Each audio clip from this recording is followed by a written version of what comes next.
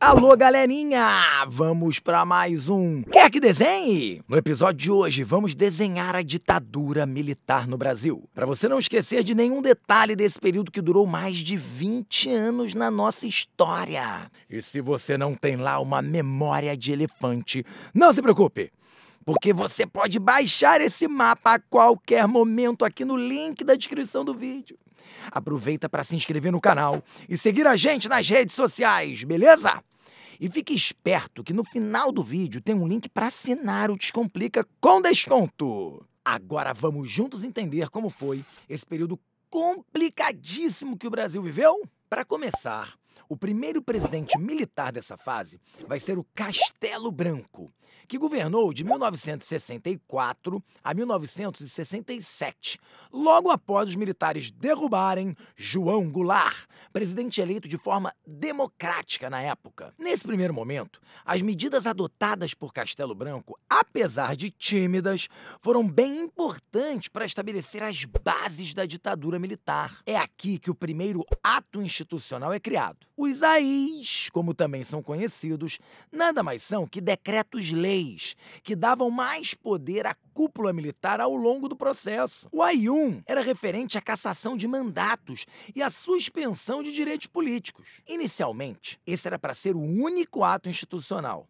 mas os militares gostaram tanto do poder que criaram mais 16 ao longo do período ditatorial, acredita? Os principais atos criados durante o governo Castelo Branco foram o AI-1, que, como dissemos, vai cassar os mandatos políticos, o AI-2, que além de fechar todos os partidos políticos existentes, vai criar o bipartidarismo, e o AI-3, que vai declarar que de agora em diante as eleições para governadores seriam indiretas. Já no final do seu mandato, o governo de Castelo Branco cria uma nova Constituição, convoca o Congresso Nacional para votação a partir do ato institucional número 4 e promulga o novo projeto constitucional em 1967, legitimando o golpe. Com isso, já dá para ter ideia do que viria por aí, né? Agora, em 1967, Costa e Silva assume a presidência e a relação entre estudantes e militares fica mais acirrada.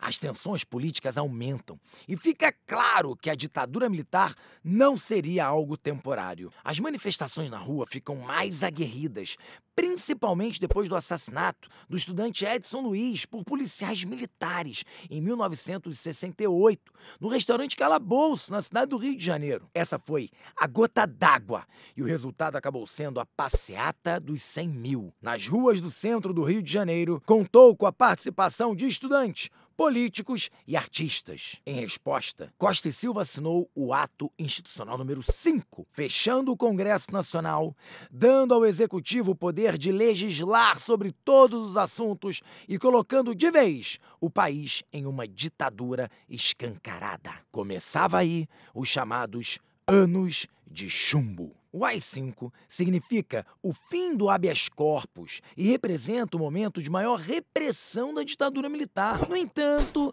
quem vai levar a cabo esse ato institucional é o presidente Emílio Garrastazu Médici, que assume o poder em 1969, logo depois da morte de Costa e Silva. O curioso é que, ao mesmo tempo que essa foi a fase mais repressiva da ditadura militar, foi também o período que mais trouxe legitimidade para o regime. E tudo isso porque foi nesse momento que o Brasil viveu o chamado milagre econômico. Ah, professor, você está dizendo que choveu dinheiro para todo mundo, então? Ah, antes fosse, meus caros. Mas não.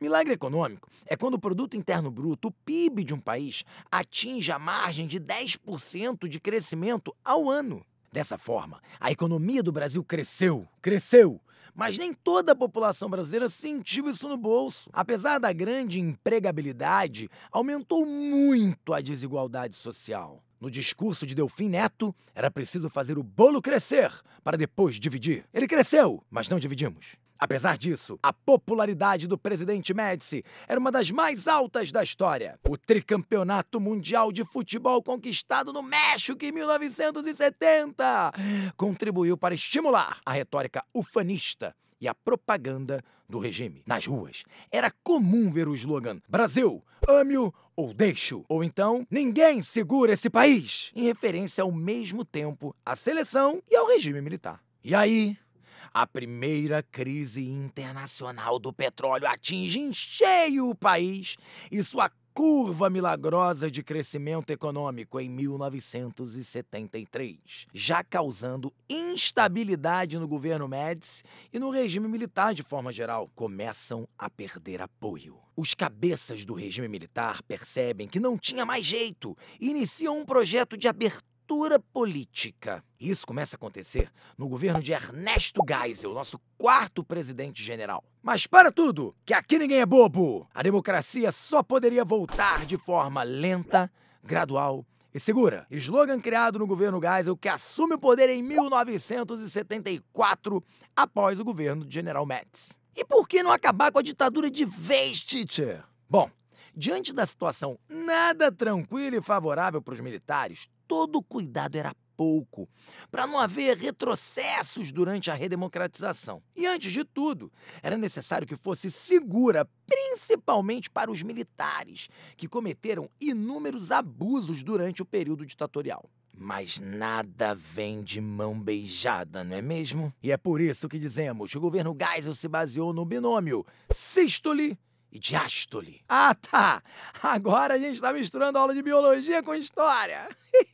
Alto lá, camarada! Bom, é bem parecido com o que você aprende nas aulas de sistema circulatório, sim. Mas aqui, no caso, é para representar uma série de aberturas e repressões que rolou ao longo do governo Geisel. Por exemplo, ele decretou o fim do AI-5, mas ao mesmo tempo impôs o chamado Pacote de Abril, retrocedendo o processo de abertura política. Dentre várias medidas, temos aí a mudança de que agora 1/3 dos senadores teriam indicações da presidência da República.